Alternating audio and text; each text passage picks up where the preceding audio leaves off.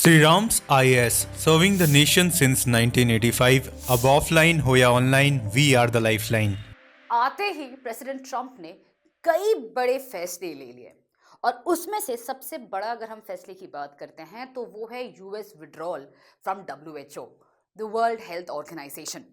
अब देखा जाए तो ये कोई नया या बाउंसर वाला कोई डिसीजन नहीं था, क्योंकि पहले टर्म में ही जब वो जाने वाले थे और सेकेंड टर्म के लिए पिच कर रहे थे, उन्होंने ये जरूर कहा था कि अगर वो वापस पावर में आएंगे तो यूएस को डेफिनेटली विड्रॉ करेंगे फ्रॉम डब्ल्यूएचओ। और उन्होंने ये जो ऑर्डर पास किया, एग्जीक्यूटिव ऑर्डर पास किया on his first day itself, उसमें उन्होंने लिखा है कि भाई जो रीजंस हैं विड्रॉ करने के, वो एक्चुअली पहला उन्होंने कहा कि mishandling of the covid pandemic. उनका मानना है कि डब्ल्यूएचओ ने चाइना के ऊपर प्रेशर नहीं बनाया था प्रॉपरली कि पता हो सके कैसे चाइना के यहाँ से कोई लैब से आया था, इज इट लैब क्रिएटेड और was it a naturally occurring virus, या किस तरीके से चाइना ने इसको रोका नहीं, इसी वजह से ये ग्लोबल पैंडेमिक बन गया। So first thing he itself blaming China and then WHO's role कि उन्होंने कोई प्रेशर नहीं बनाया, he said mishandling of the pandemic itself. Secondly उन्होंने कहा कि failure to adopt urgently needed reforms. Now ये अगर आप देखते हो तो थोड़ा सा अगेन डबल स्टैंडर्ड्स की तरफ जाता है। क्यों? क्योंकि एक तरफ ये जरूर कह रहे हैं कि भाई हाँ नीडेड रिफॉर्म्स चाहिए डब्ल्यूएचओ में, और डब्ल्यूएचओ जब कोशिश कर रहा है, दैट इज डब्ल्यूएचओ ने एक पैंडेमिक प्रोटोकॉल बनाने की कोशिश पे है अभी, जिसके लिए यूएस ने कहा है कि भाई हमें कोई इंटरेस्ट नहीं है, दूसरे जो मेंबर कंट्रीज हैं वो फॉलो कर सकते हैं, हमें जो करना है हम करेंगे, हम कोई भी प्रोटोकॉल से बंधने नहीं वाले हैं। सो डब्ल्यूएचओ की तरफ से कोशिश जरूर हो रही है कुछ चेंजेस लाने के लिए, ताकि कोविड के समय पे जो हुआ था वो रिपीट ना हो। बट यूएस का कहना है कि नहीं नहीं, ये रिफॉर्म्स नहीं, हमें जो रिफॉर्म्स चाहिए वो नहीं हो रहे हैं। तीसरा चीज जो है, inability to demonstrate independence from inappropriate political influence of WHO member states. ये डायरेक्टली चाइना को ही रेफर किया जा रहा है कि चाइना के इन्फ्लुएंस इतना ज्यादा है डब्ल्यूएचओ पे कि कोई प्रॉपर इंडिपेंडेंट डिसीजन नहीं ले पाया WHO.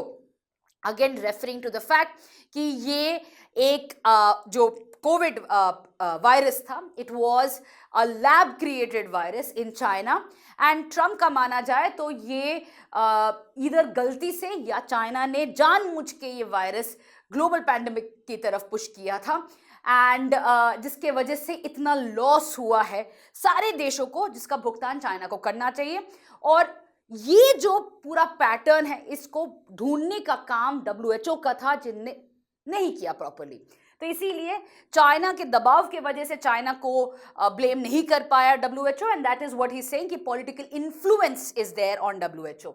And lastly saying unfairly onerous payments from the United States. इसको थोड़ा समझना जरूरी है, not only from the exam perspective but also to understand कितना डिपेंडेंट है डब्ल्यूएचओ ऑन यूएस, और इसका इम्प्लीकेशन जब हम बात करेंगे तब बात यहाँ पे आती है। तो अगर हम बात कर रहे हैं पेमेंट्स की, that is how is WHO funded. WHO को फंड करने के लिए दो तरीके होते हैं, ठीक है। एक मैंडेटरी, आपको हर कंट्री को पे करना पड़ता है डिपेंडिंग ऑन द पॉपुलेशन। एक है वॉलंटरी कंट्रीब्यूशन। जो मैंडेटरी कंट्रीब्यूशन है वो even though it is based on the population of the country, it is still not fair. Why? Because China का population is far more than America, but America pays around 30% of the total WHO's fund. अगर हम बात कर रहे हैं सिर्फ mandatory की बात कर रहे हैं, मैंडेटरी में भी America pays far more than China. China actually gives about 13 to 14%. US pays about 20% of the total mandatory fund. अगर हम बात करते हैं वॉलंटरी में तो सिचुएशन और खराब हो जाता है। वॉलंटरी फंडिंग में यूएस अराउंड 12 से 13% देता है, और चाइना जो है वो 0.14% देता है वॉलंटरी कॉन्ट्रीब्यूशंस के नाम पे। तो आप समझ ही सक रहे हो कि एक ह्यूज कंट्री जैसे चाइना है, जितना इसका इतना पॉपुलेशन है, वो सबसे कम कंट्रीब्यूट करता है इन कंपैरिजन अगर हम बात कर रहे हैं अमेरिका जैसे कंट्री के साथ। नाउ ये चाइना क्यों करता है? चाइना खुद को ग्लोबल साउथ कंट्री डिक्लेयर करता है और इसलिए कहता है कि नहीं, हम इतना पेमेंट नहीं करेंगे, we should not pay equivalent to global north countries. इसकी वजह से जो पैरिटी आता है, पेमेंट पैरिटी आता है, this is something that Trump was dead against. He kept on saying that China को अगर हम देखते हैं तो it behaves like a global north in almost everything, but पैसे की बात पे आते ही वो ग्लोबल साउथ कंट्री बन जाता है। 300 टाइम्स पॉपुलेशन है अमेरिका का, बट बिहेव करता है कि भाई हमारे यहाँ पे WHO सबसे कम काम करता है। So in other words, Trump had always taken the stand that if America pays 30%, then China should at least pay substantially more or slightly at par with what America is paying. But that is something again by calculation बोलो या आपका pressure tactic बोलो, जो भी है, China ने payment नहीं किया है। अब इसी रीजंस के वजह से यूएस ने विड्रॉ कर लिया है WHO से। अब WHO से विड्रॉ करने का कोई तरीका नहीं दिया हुआ है।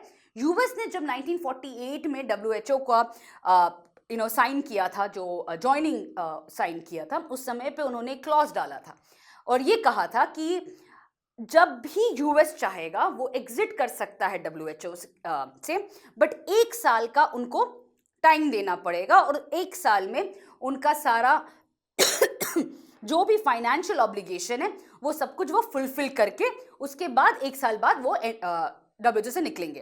दैट मीन्स कि अगले साल जनवरी 2026 में यूएस एग्जिट कर जाएगा WHO से।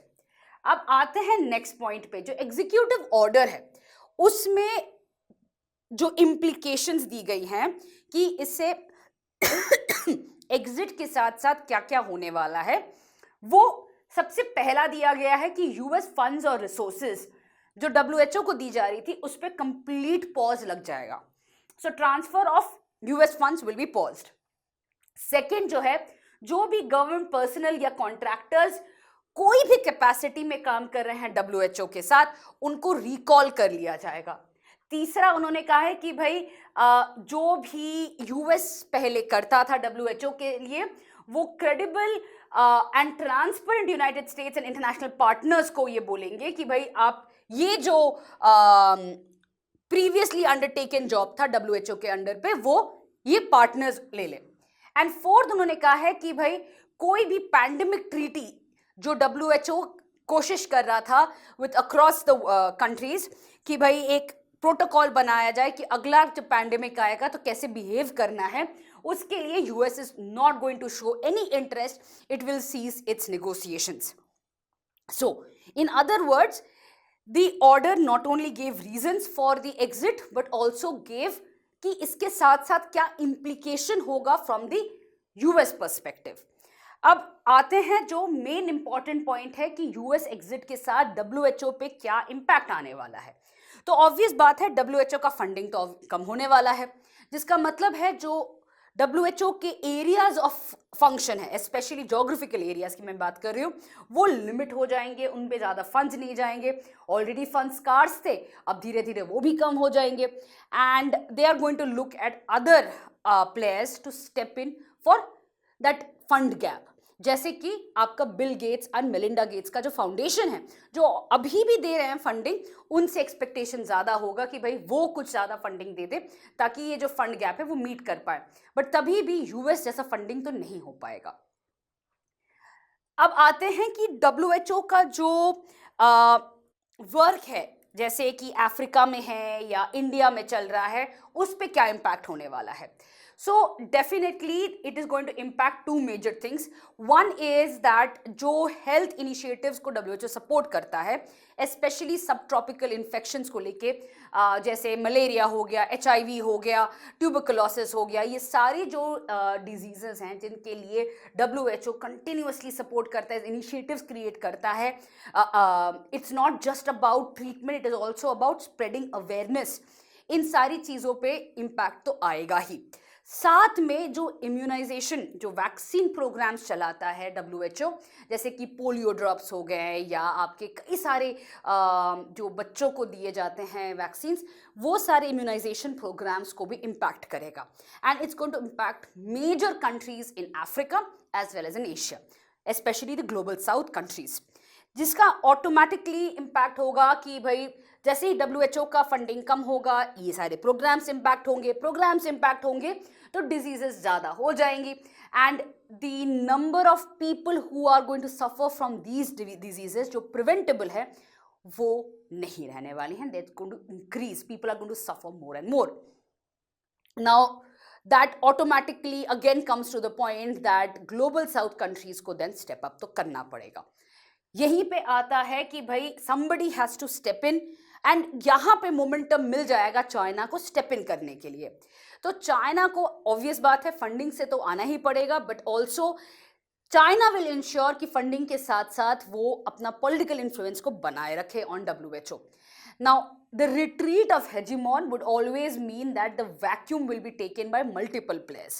यहाँ पे चाइना तो आएगा ही, उसके साथ साथ अलग कंट्रीज जैसे यूरोपियन यूनियन के कंट्रीज भी आएंगे. They are going to start increasing their voluntary contributions and साथ में they are going to try कि एक कंट्री इतना पॉलिटिकली पावरफुल ना बन जाए WHO में कि 4 साल बाद if there is a reversal of ideas in US, it should not be too late, right? Because they already know the temperament of President Trump कि वो Paris Climate Accord से भी निकलेंगे, वो यहाँ से exit का उनका रहता ही है. But अगर कल जाके there is a different president and US wants to come in, it should not be too late. यही इंश्योर करेंगे जो यूरोपियन यूनियन कंट्रीज हैं, साथ में चाइना ऑफ कोर्स आएगा.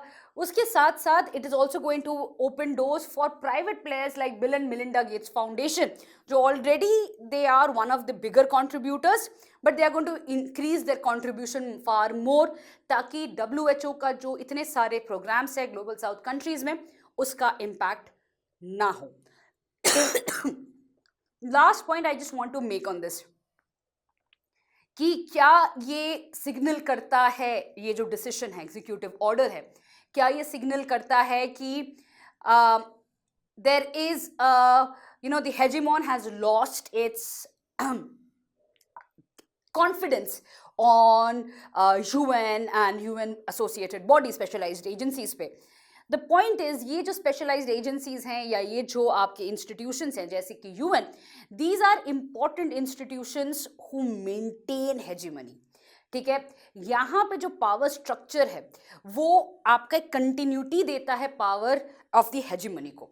और अब जब हेजेमॉन रिट्रीट करेगा, जो वैक्यूम होगा उसमें और केओस होगा, बट केओस से ही जो चैलेंज आता है हेजेमॉन की तरफ वो बहुत ही स्ट्रॉन्ग रहेगा. It's basically for anybody who's studying PSIR, it's the hegemonic stability theory. उसका रिवर्सल कर दो कि भाई हेजेमॉन को स्टेबल करता है इंस्टीट्यूशंस, और अगर इंस्टीट्यूशन से ही हेजेमॉन हट जाता है तो वही इंस्टीट्यूशंस में जो चैलेंजर है वही यूज करके हेजेमॉन को हटा भी सकता है. And that is exactly what we are seeing कि हेजेमॉन हर एक इंस्टीट्यूशन से विड्रॉ कर रहा है, जिसके वजह से और केओस होने वाला है. And this vacuum whoever utilizes, not necessarily China, it could be any center of power coming in, will be the next challenger to the hegemon. With this I'll end today's session. I'll see you in the next one. Till then, bye. Sri Ram's IAS, serving the nation since 1985. Ab offline ho ya online,